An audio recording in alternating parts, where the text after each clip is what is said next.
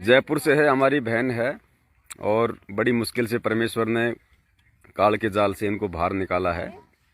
और आज ये साध संगति से जुड़ी हुई हैं और जहाँ भी साध संगति होती है ये पूरी कोशिश करती हैं, चाहे नाइट में हो चाहे दिन में हो, जाती हैं परमपिता परमेश्वर के पांचों यज्ञ पूर्ण करने के लिए, अपने भगत भाई बहनों से मिलने के लिए और परमपिता परमेश्वर जी का वो आशीर्वाद प्राप्त करने के लिए जो सन 2014 के बाद में फर्जी नामदान केंद्रों से जुड़ने के बाद में किसी को भी प्राप्त नहीं हुआ है।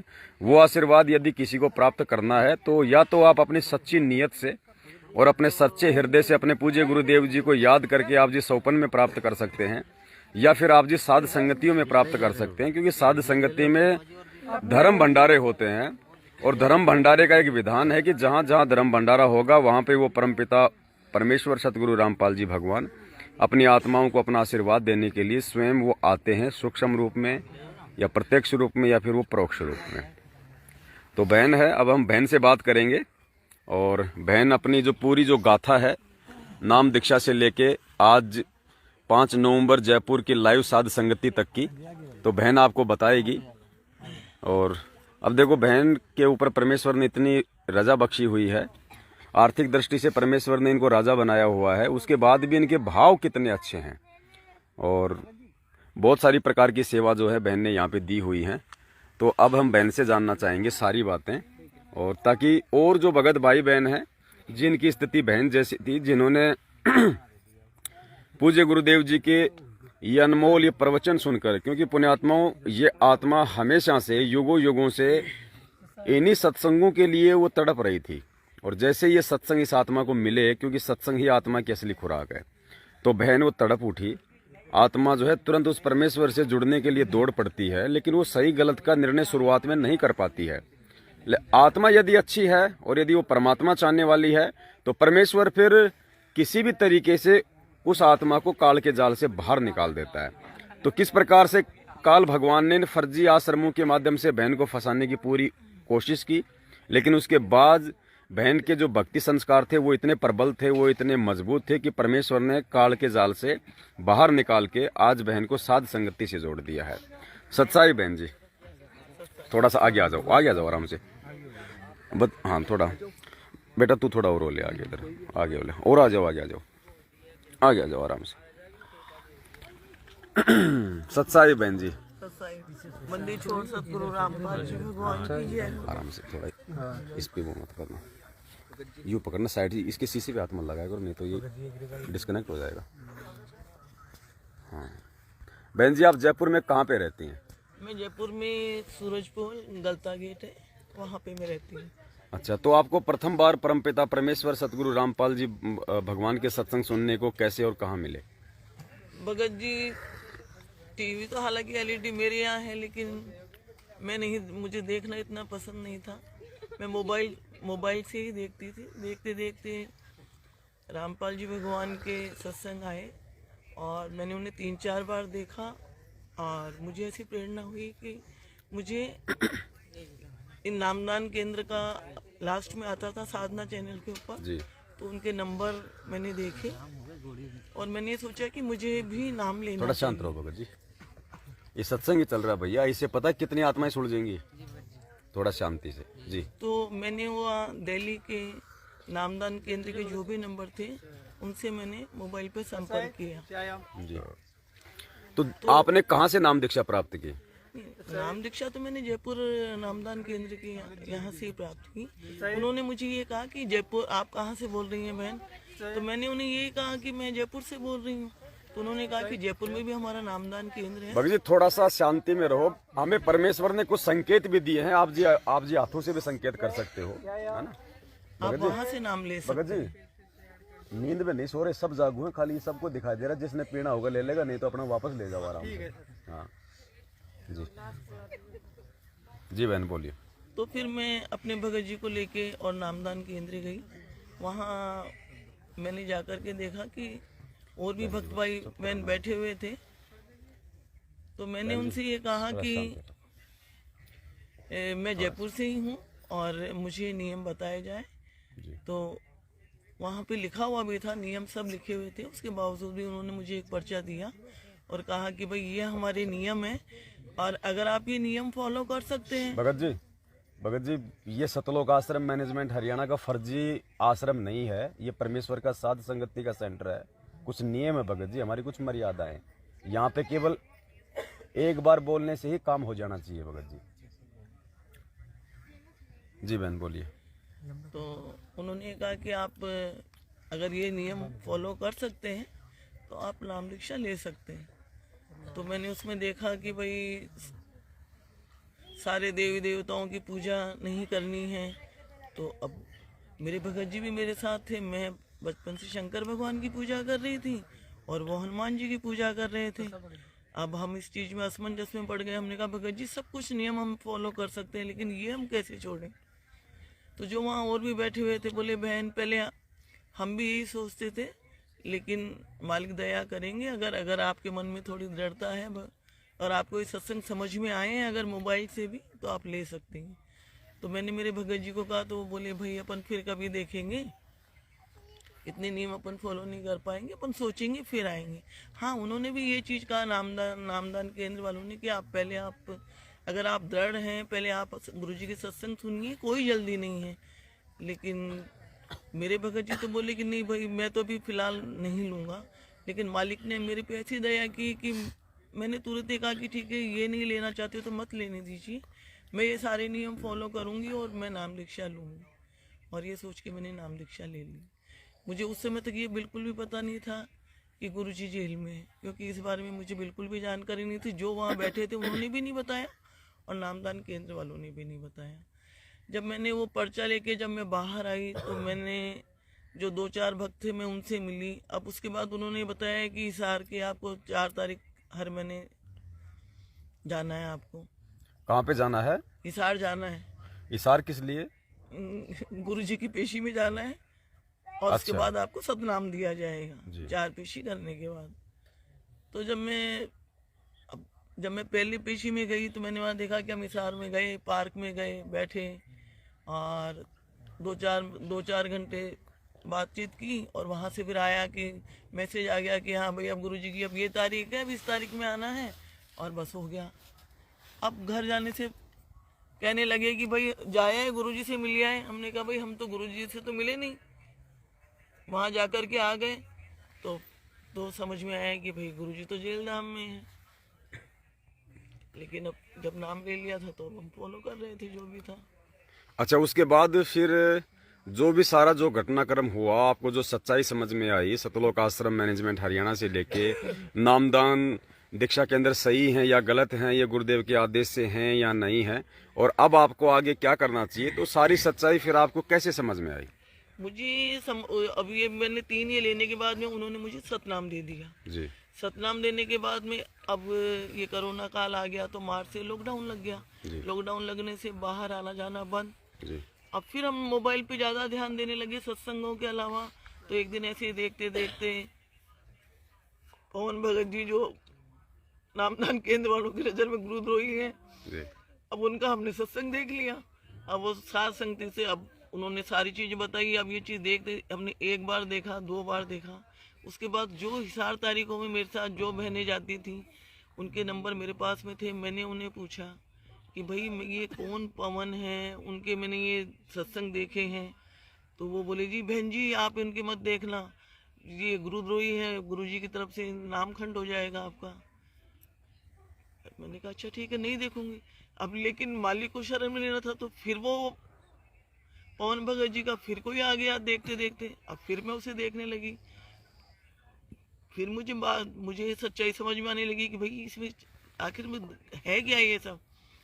तो फिर मैंने उनको फ़ोन किया, अब किसी दूसरी बहन को फ़ोन किया, उन्होंने भी यही कहा कि भाई वो गुरुद्रोही है, उसके मत देखना बहन, गुरुजी ने एकदम मना कर रखा है सर। अच्छा ठीक है भाई नहीं देखेंगे।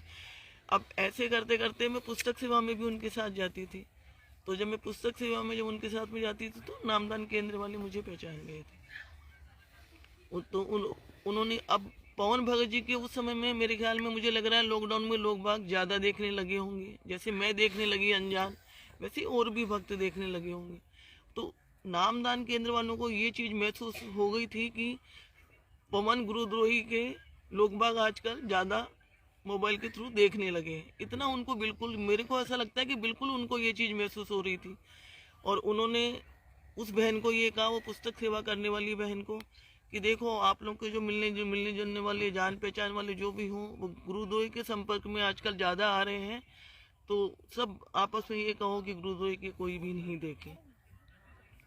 तो वो बहन मुझे बोली कि आप मत देखा करो। ऐसे इस तरीके से करते करते भगत जी की बरवाला कांड की सच्चाई वाला मैंने पूरा ऑडियो और वीडियो दोनों को मैंने सुना भी और ध्यान से देखा भी, तो मुझे बहुत कुछ समझ में आया। फिर मैंने उन बहन को फ़ोन लगाया, मैंने कहा बहन, वो बोली मत देखो बहन मत देखो। मैंने भी थोड़ा सा देखा था और थोड़ा सा देखने के बाद मेरे सर में दर्द होने लगा। वो बहन सारनामी थी, वो बहन सारनामी थी। मतलब पवन दास का थोड़ा सा वीडियो देखते उसके सर में दर्द होने लग गया। हाँ, वो पूजा बहन थी। अच्छा। उनके सर में दर्द होने लगा। अच्छा। और बोली बहन आप मत देखना। मैंने कहा बहन मैं तो देख ली।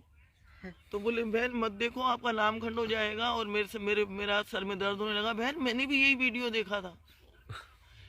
ठीक है, अब उन्होंने क्या, जब ये नामदान केंद्र वालों ने उस बहन को ये सब कहा कि जो भी कोई गुरुद्रोही के देखता हो उसको बिल्कुल मना करो, तो उन बहन के मुंह से निकल गया कि मैं 3-4 बार उन सविता बहन को मना की हूँ, लेकिन उसके बावजूद भी वो बार बार मुझे कहती हैं और बताती हैं, शायद वो रोज पवन गुरुद्रोही के वीडियो और ऑडियो देखती और सुनती हैं। अब उन लोगों ने मेरे को अपने ग्रुप में जो ऐड कर रखा था, उन्होंने, वहाँ के एडमिन ने मेरे को हटा दिया ग्रुप से। जब मैंने देखा कि मेरा इसमें से हटा दिया एडमिन ने, मैंने एडमिन को फ़ोन लगाया। मैंने कहा भाई, वो ओपी दास जी थे, उन ओपी दास जी को मैंने कहा कि भगत जी आपने मुझे जोड़ा, खुद ने जोड़ा उन्होंने मुझे, आपने मुझे जोड़ा और आपने मुझे हटाया क्यों? तो वो कहने लगे आपने कोई गलती की होगी। मैंने कहा मैंने तो कोई गलती की नहीं, और अगर आपको मेरे बिना गलती की अगर आपको पता चलता है कि मैंने गलती की, तो फिर आप ये मुझे बताइए कि मैंने क्या गलती की। तो वो कहने लगे जी हमारे को नामदान केंद्र से आया है मैसेज कि आप उनको हटा दीजिए। मतलब उनको सच्चाई का बिल्कुल नहीं पता था, खाली एक नामदान केंद्र वाले के आदेश के ऊपर आंखें बंद करके उन्होंने आपको उस ग्रुप से रिमूव किया। हाँ जी। फिर उसके बाद में मैंने उस बहन को वापस फ़ोन लगाया, क्या बहन मेरे को उन्होंने हटाया है ग्रुप में से, क्या आपसे कोई बात हुई है उनकी? तो वो बोली हाँ बहन, मेरे मुंह से निकल गया कि आप मना करने के बाद भी बार बार देखती हैं, तो ये मैंने उनको कहा था। फिर मैंने नामदान केंद्र पे फ़ोन लगाया कि भगत जी क्या बात हुई है, आपने मुझे ग्रुप से कैसे हटा दिया? तो कहने लगे कि आपने गलती की है। मैंने कहा भगत जी मैंने क्या गलती की? मेरे को तो ऐसे कुछ लगता नहीं कि मैंने गलती की है। आप गुरुद्रोही के सत्संग देखती हैं। हाँ, मैंने कहा मैंने देखे तो थे गुरुद्रोही के, अब आपको गुरुद्रोही लगता है, लेकिन मैंने कहा उन्होंने तो कुछ भी, भगत जी कुछ भी ऐसी बात नहीं की जिससे कि मुझे ऐसा लगे कि पवन गुरुद्रोही है जी। लेकिन वो लोग कहने लगे कि आपको नहीं पता, गुरुजी ने कह रखा है कि वो पवन संजय दोनों गुरुद्रोही हैं। मैंने कहा भगत जी अगर वो कुछ भी, अब हम तो नए थे, देखिए हमें इतना ज्ञान नहीं था, हमने उनको यही कहा कि देखिए अगर वो गुरुजी की कुछ भी बुराई करते तो हम खुद ही नहीं देखते, हम क्यों देखते? लेकिन ऐसा उन्होंने कुछ भी नहीं कहा, इसीलिए हमने बराबर देखे।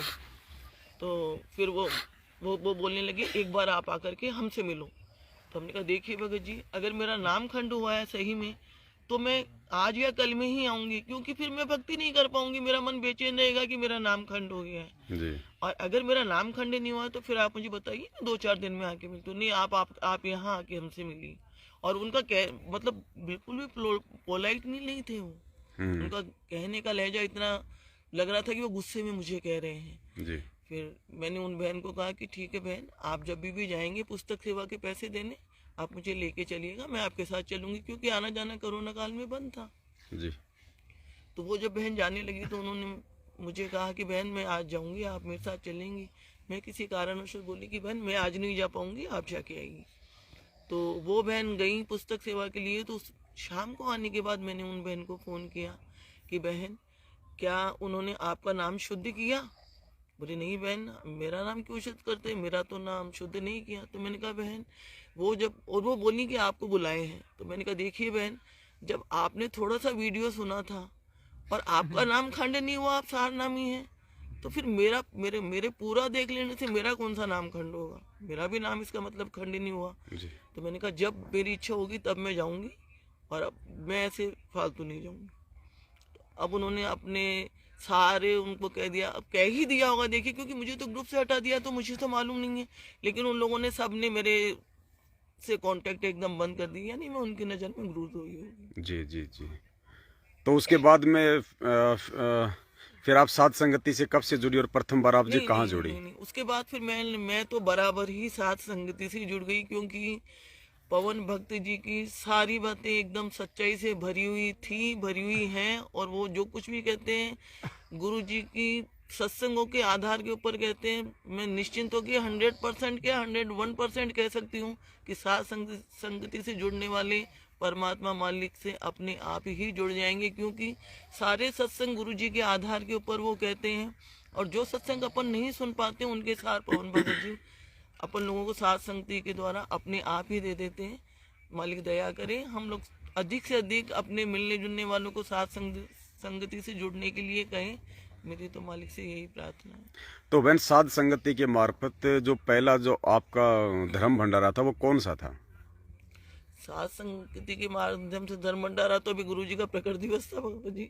अच्छा, 8 सितंबर के दिन जो परमपिता परमेश्वर सतगुरु रामपाल जी भगवान का जो प्रकट दिवस मनाया गया था जी ये जयपुर में, जी तो आप जी वहाँ पे शामिल हुई थी। जी। तो जब आप वहाँ पे गई तो आपको कितनी भिन्नता नजर आई जब आप पहले जुड़ी हुई थी सतलोक आश्रम मैनेजमेंट हरियाणा वालों से? वहाँ पे भी आप उनके सत्संगों में गई होंगी, वहाँ पे खाने पीने को लेके क्या व्यवस्था थी, और जब आप यहाँ पे धर्म भंडारों में आई तो आपको क्या कुछ भिन्नता नजर आई? नहीं, भिन्नता तो देखिए ऐसा तो भिन्नता तो कुछ भी नहीं, वहाँ पे भी यही सब था जो यहाँ है। लेकिन सबसे बड़ी बात ये कि यहाँ मन को एक सुकून मिला। जी सबसे बड़ी बात ये कि यहाँ पे मालिक एक तरीके से सूक्ष्म रूप में हर एक यहाँ पे जो भी भक्त है उसको अपने आप महसूस हो रहा होगा। जो यहाँ से, यहाँ के अलावा जिन्होंने नामदान केंद्र से नाम लिया होगा वो भी मेरी जैसे ही महसूस कर रहे होंगे। मैं ऐसा सोचती हूँ, मेरा ही सोचना है। जैसे यहाँ सतलोक आश्रम मैनेजमेंट हरियाणा है, इनके जितने भी सत्संग जो आयोजित होते हैं तो वहाँ पे भंडारे को लेके, और अब आप जब साध संगति से जुड़ी हैं तो यहाँ पे जो धर्म भंडारे होते हैं उनके विषय में दास आपसे जो है वो जानना चाहता है, क्योंकि पूज्य गुरुदेव जी अपने सत्संग में कहते हैं कि बिना भंडारे के तो सत्संग शुरू भी नहीं हो सकता। नहीं तो मैं एक दो बार उनकी रमेणियों में गई हूँ जी, लेकिन मैंने ये चीज देखा कि वहाँ पे कोई भंडारे नाम की कोई चीज नहीं जी। थी। चाय राम और बिस्कुट राम, इसके अलावा कुछ नहीं। अच्छा अच्छा। तो अब आप अपने आप को एक तरीके से मतलब जी यहाँ आने के बाद में बिल्कुल ये चीज को, ये भंडारे देख करके बिल्कुल ऐसा हो रहा है कि वो जो खुला भंडारा गैब का बिन चिट्ठी नाम, वही वाली बात है भगत जी। यहाँ पे देख लीजिए अपन लगातार भंडारे चल रहे हैं। जी जी जी 2 तारीख से यहाँ लगातार भंडारे चल रहे हैं। चाहे भगत कितनी भी बजे आए, चाहे रात को 2 बजे आए, 3 बजे आए, चाहे 12 बजे आए या सुबह आए, बिल्कुल जो भंडारे मालिक के जो होने चाहिए बिल्कुल वही भंडारे सब यहाँ है। और वैसे भी बहन जो पिछले 7 वर्षों से जो 5वां यज्ञ हमारा जो बंद पड़ा हुआ था, जो धर्म यज्ञ था, और जब वो धर्म यदि वापस शुरू होगा तो आत्मा वैसे भी प्रफुल्लित तो होगी। नहीं भगत जी, हो ही गया है। होगा क्या, ये भंडारा, ये भंडारा शुरू हो ही गया है, प्रकट दिवस से ही शुरू हो गया है। चलिए बहन, बहुत बड़ी दया परमात्मा की।